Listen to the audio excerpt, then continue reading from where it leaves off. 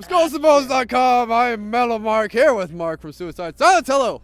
Who are you calling Metal Mark? That guy over here. Yeah, right? Yeah, what a dickhead. Hey, what's up? How are you, dude? I'm fucking good, dude. I'm good. I'm here in fucking Slayerville, fucking New Jersey. Dude. You are. I had to Jose Mangan right there. You did, Jose. Well, you survived the gathering of the Juggalos. Congratulations. Dude, I am a converted juggalo. Are you? Dude, I walk around with my pass everywhere I go, dude. Gathering of the Juggalos. Wow. Well, dude, before I get too far into it, okay, I just really fucking, I dug the vibe of everybody preaching the underground. I did the whole gathering. I went to Juggalo spoken word, and like I went all over the place, and without going really deep into it, the Juggalos have a fucking good message, and they chill hard, and they're really nice to each other, and it's kind of the vibe that you want it to be at like certain other gatherings, not the gathering. And you wish that everybody was just so like, yeah, dude, family, like whatever. And I don't know, it was badass. Cannibal Corpse played. We went as their guests. That's right. And then once we were there, everybody, like all the production of the gathering was like, oh, Suicide Silence is here, like give them all access. And they all knew we were there, and we just hung out with the Juggalos, and literally, dude, it was very welcoming and cool. And we ran into a lot of Suicide fans within the gathering that were camping, and they came up and they're like, what are you guys doing here? We ran into John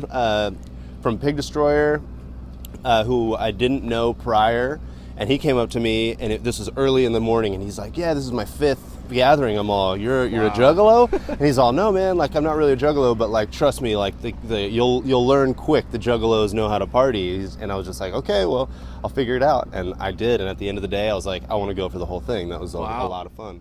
Huh. Dude, I backed the gathering. That's shocking.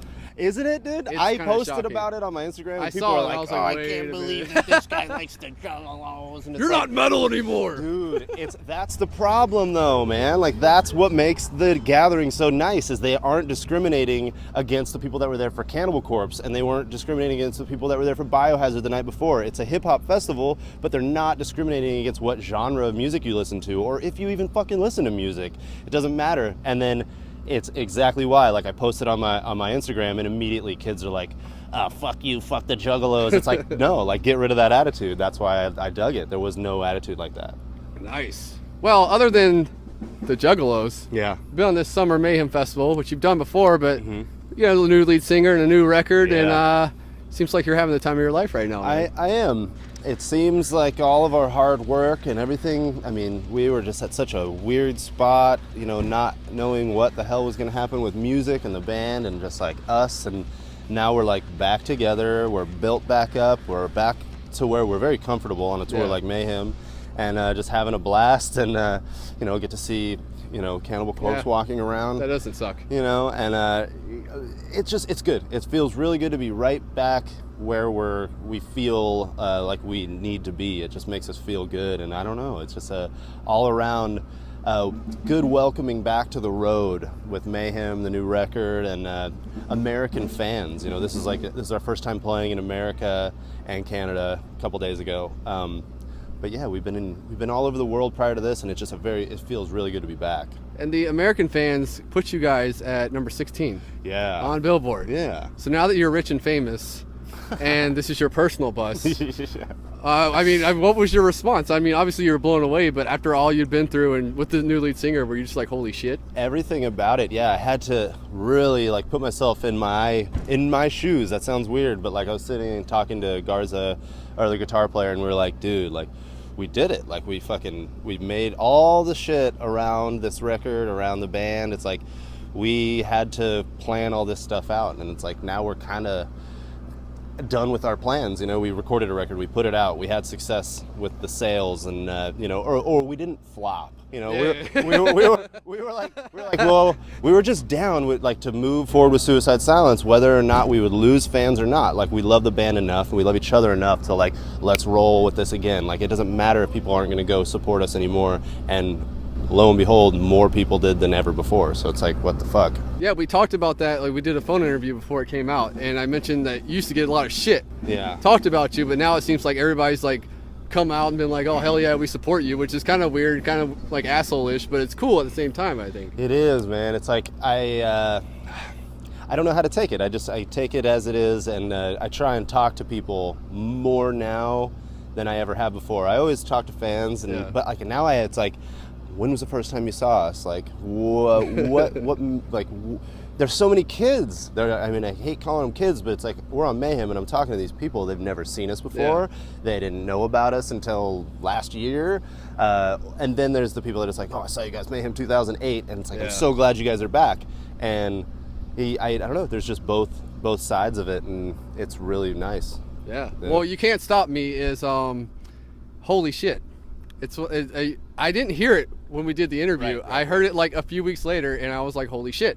That was my reaction. It still is now, because I was playing it for these people at my house the other day, and their reaction was, holy shit. It's good. Because it seems like you took the sound that we know, matured a little bit, added Eddie, and it became this like whole new monster. Yeah, it is. I don't really know how to put that into words either. It's I guess it feels good to have came again from that low spot, and just like knowing that we needed to write music, like knowing that that's what was missing, because we all had about 4 months off of just doing nothing, and then we all needed to write fucking tunes, and bam, like that's what came out. We knew we needed to just release it. It was all just pent up in us, and I don't even think I hate looking so far into the future, but it's like finishing that record. It's like just listening to You Can't Stop Me now. It's like we're all really inspired by what we did on that record to kind of move forward from there and write another one that's just going to be like, we already know we can do better than You Can't Stop Me,